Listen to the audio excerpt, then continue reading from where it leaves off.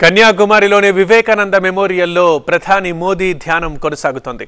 నిన్న సాయంత్రం మొదలైన ధ్యానం రేపు మధ్యాహ్నం వరకు కొనసాగనుంది. ఇవాళ ధ్యానంలో మోదీ కాషాయ వస్త్రాలను ధరించారు. ఈ ధ్యాన ముద్రలో ఉన్నంత కాలం కేవలం ద్రవాహారం మాత్రమే తీసుకుంటారు మోదీ.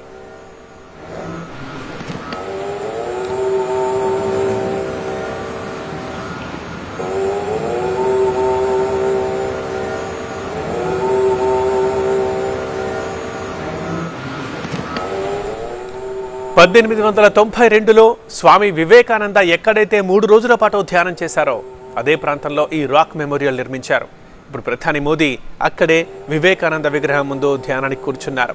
రేపటి వరకు ఆయన మెడిటేషన్లోనే ఉంటారు. నిన్న సాయంత్రం 6:45 ఈ ధ్యానం మొదలైంది.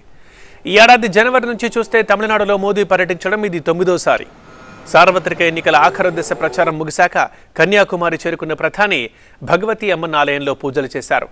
తర్వాత ఫెరీలో ఉన్న వివేకానందుడి విగ్రహం వద్దకు చేరుకున్నారు. ధ్యాన మండపంలో ఆయన వివేకానంద, రామకృష్ణ పరమహంస ముందు చేతులు జోడించారు. అనంతరం ధ్యానంలో కూర్చున్నారు. నేవీ, కోస్ట్ గార్డ్తో పాటు 3,000 మంది సెక్యూరిటీతో భద్రత ఏర్పాటు చేశారు. ప్రధాని టూర్ నేపథ్యంలో 2019 ఎన్నికల ప్రచారం తర్వాత కేదార్నాథ్లోని రుద్రగుహలో మోదీ 17 గంటల పాటు ధ్యానం చేశారు. ఈసారి కన్యాకుమారిలో చేస్తున్నారు.